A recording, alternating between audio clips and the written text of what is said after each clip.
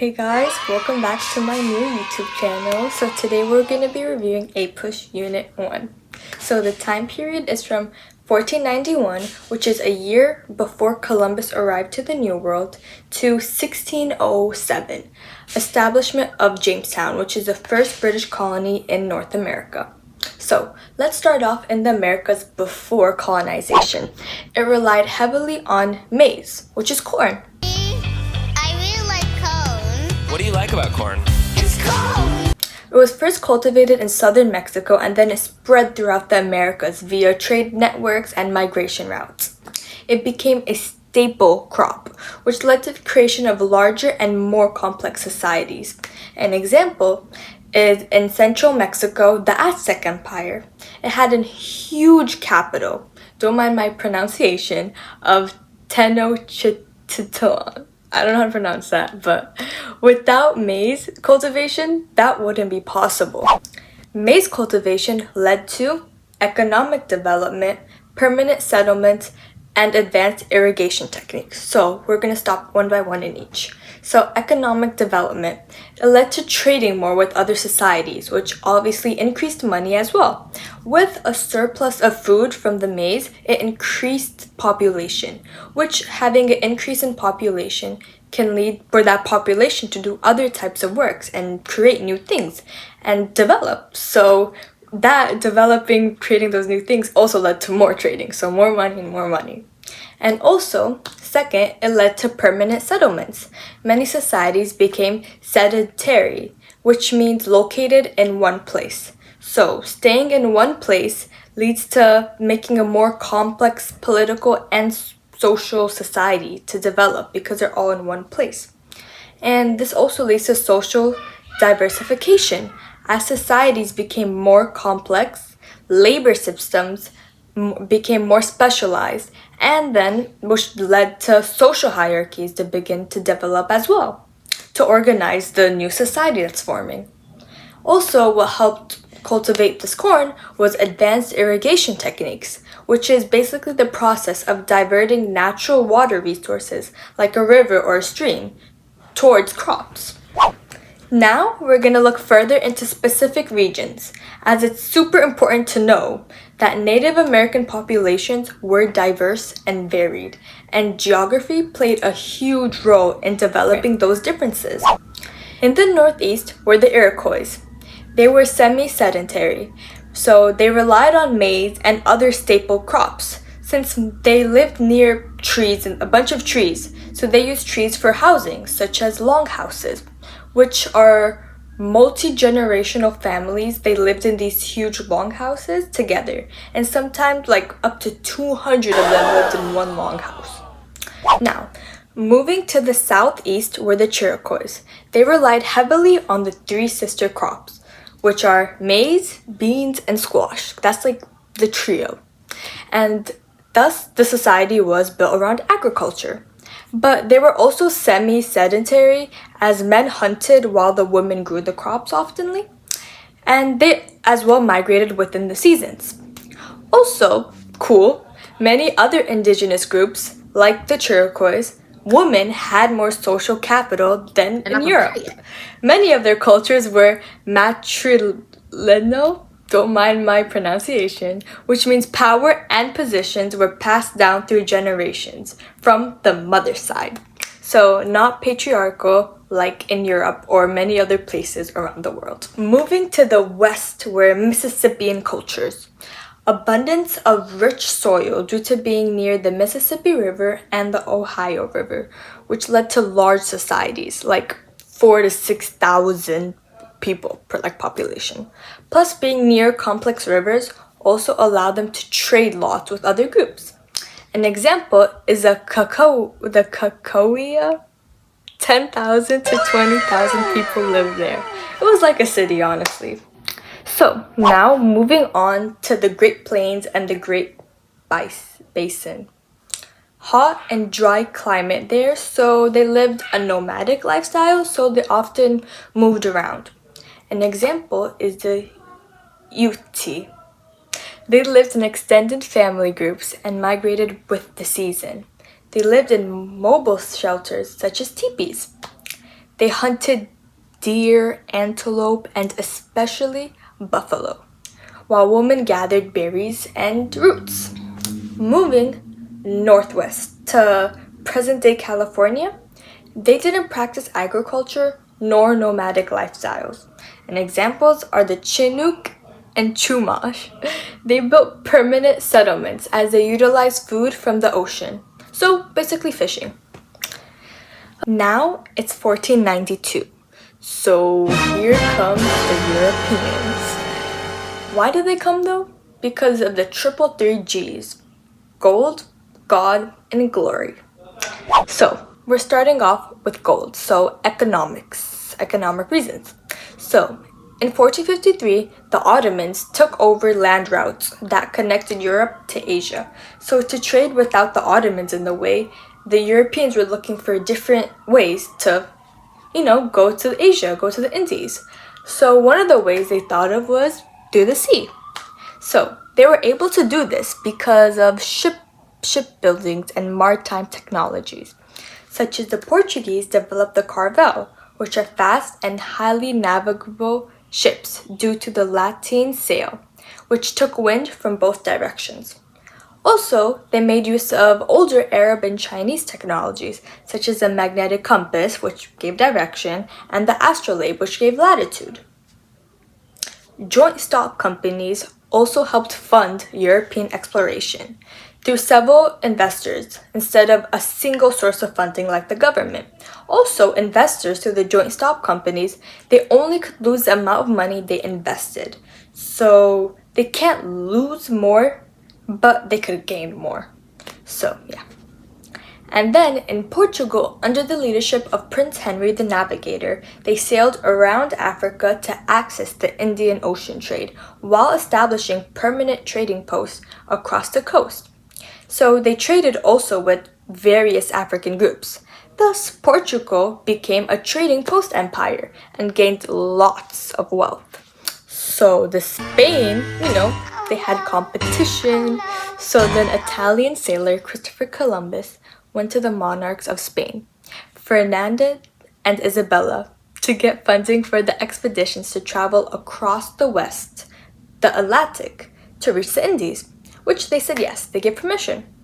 Then Columbus reached an island in the Caribbean multiple times, but he continued to believe that he did reach the Indies, so he would call the Native Americans Indians. Although Amerigo Vespucci went and confirmed that it was not Asia, but it was actually a whole new world. So then Spain started colonizing the Americas quickly. Speaking of wealth, furthermore, as we are in gold right now, Spain sent conquistadors to the Americas to control populations and find wealth. An example is Hernan Cortes. He took over the Aztec Empire with only 100 men. And similarly, Francisco Pizarro did the same with the Inca Empire. Doing this allowed lots of gold and silver being sent back to Spain.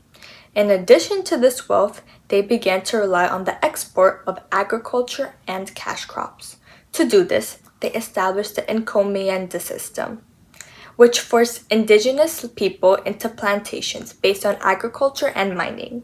In return for this labor, they were meant to receive protection and Christian education back from the Europeans, but it was basically like slavery. So they grew profitable from crops like sugarcane, tobacco, cotton, etc., which then the indigenous slaves were replaced gradually with African slaves. Then came to be established was a caste system, a reorganization of social hierarchy based on race. This is how it was raised. At the top were people born in Spain, and then at the bottom were essentially the natives and the enslaved people. Moving on to the second G, God. During this time, Europe was in a debate between Catholic or Protestant Christianity. Also, the church and state were interlocked, they were not separate. So the two beliefs were fighting for dominance. So Spain, Catholic Christianity, sent Catholic missionaries to convert native populations to Catholic Christianity to increase their dominance throughout the world. Now, moving on to the third G, glory. Political motives, which there was conflict between Portugal and Spain over their respective land in the New World. So there was conflict between those. But since both of them were Catholic states, the Pope got involved, and to settle this dispute, they drew a line at the Demarcation, which then in 1492, though, it got moved into the Treaty of Tordesillas, which gave most of the land to Spain, honestly. But they settled, I guess. Now, moving to the Columbian Exchange, the famous Columbian Exchange, the transfer of plant, animals, minerals, diseases between the Old and New World. So first, let's start off with disease. Since the Americans have been, isolated for so long while the Europeans weren't, the Europeans became immune to disease while the Americans weren't. So the Europeans bring a bunch of diseases such as smallpox. And since the Americans aren't immune, many of them died. By the 1600s, their population reduced by 90%, which is also why it was so easy to take captive of these areas. Also why they had to shift to African slaves, as most of the indigenous people died. She passed away? Oh. All right. Another of the transfers was food and plants. And the effects were nutrient-rich foods led to healthier and increased lifespan, as well as increased population for the Europeans.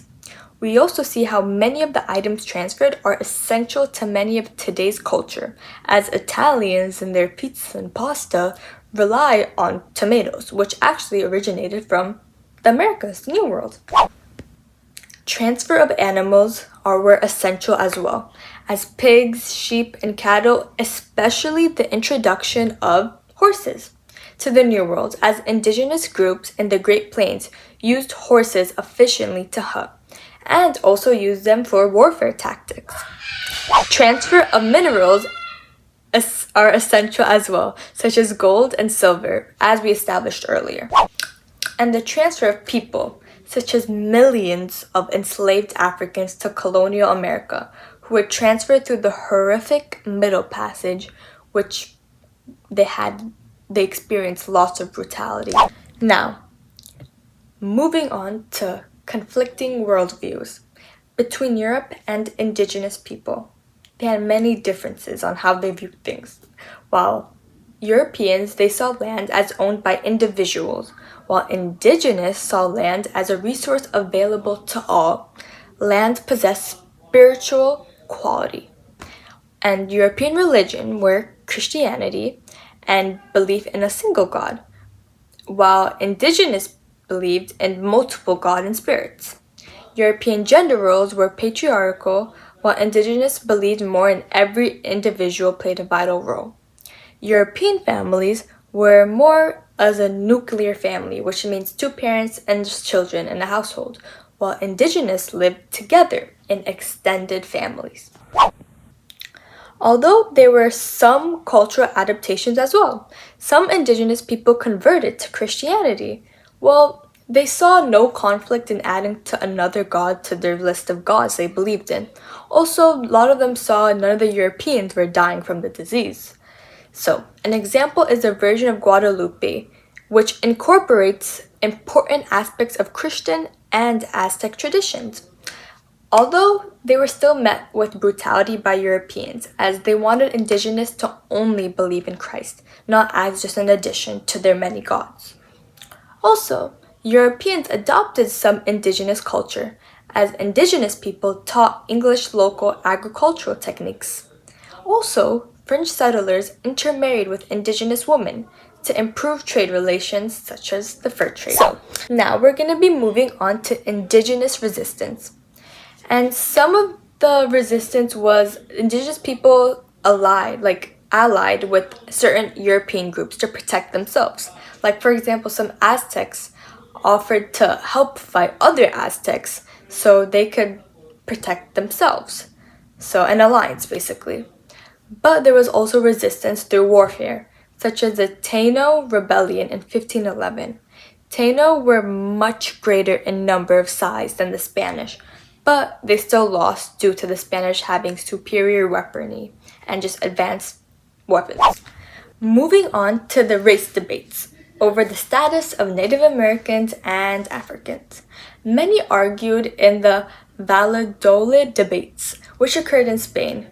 Bartolome de las Casas argued that indigenous people were fully human and that the encomienda system is inhumane, while others like Juan Guinness de Sepulveda argued indigenous people were less than human and indigenous people were actually benefiting from service to the Europeans. Also, the Bible never mentioned what to do with the indigenous, so there was lots of debates. But Europeans justified African slavery. Christians turned to the Bible, which cited in the curse of Ham, which was how God cursed Noah's son Ham to be a servant of his brothers, because God put a mark on him to signify his servitude. While this mark wasn't specified, people interpreted the mark as the color of skin. And that's it for English Unit 1. It's very rushed, but I tried to make it like a summary, so let me know if you guys like this or what to change, and I got you. Bye guys! Like and subscribe and comment.